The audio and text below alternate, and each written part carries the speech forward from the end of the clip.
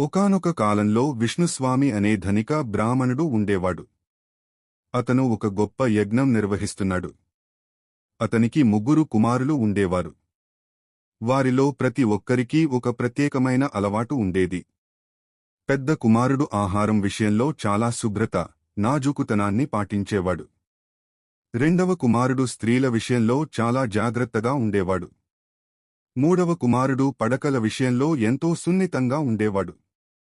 యజ్ఞానికి తాబేలు అవసరమైందని విష్ణుస్వామి తన 3 కుమారులను తాబేలు తెమ్మని పంపించాడు. వారు అడవిలో ఒక తాబేలును కనుగొన్నారు. కాని దాన్ని ఎవ్వరూ తాకడానికి సిద్ధపడలేదు. నేనే ఎక్కువ నాజూకుగా ఉంటాను అని ప్రతి ఒక్కరూ వాదించడం ప్రారంభించారు. ఈ వివాదానికి తీర్పు చెప్పమని వారు రాజు విక్రమాదిత్యుడు దగ్గరకు వెళ్లారు. రాజు వారిని పరీక్షించాలని నిర్ణయించుకున్నాడు. మొదట పెద్ద కుమారుడిని రాజభవనానికి ఆహ్వానించి అత్యంత రుచికరమైన విందును సిద్ధం చేయించాడు. కాని ఆ యువకుడు ఆహారాన్ని తాకలేదు. ఈ అన్నంలో కాలిన శవాల వాసన వస్తోంది అని చెప్పాడు. రాజు ఆశ్చర్యపోయి విచారణ చేయించాడు. నిజంగానే ఆ బియ్యం పండిన పొలం శ్మశానవాటిక పక్కనే ఉందని తెలిసింది. రాజు అతని గమనించే శక్తికి మెచ్చిపోయాడు.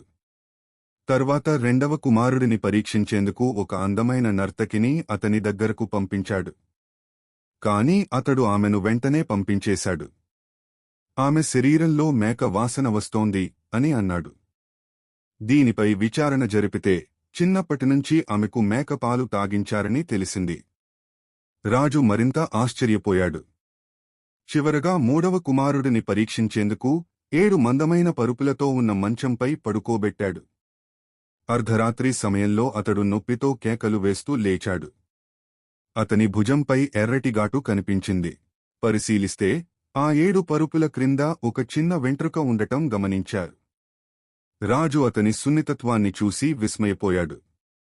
3 అసాధారణమైన ప్రతిభ కలవారని భావించిన రాజు ఎవరు గొప్పవారో నిర్ణయించలేకపోయాడు. అందుకే 3ని తన ఆస్థానంలో ఉద్యోగాలిచ్చి ఉంచుకున్నాడు.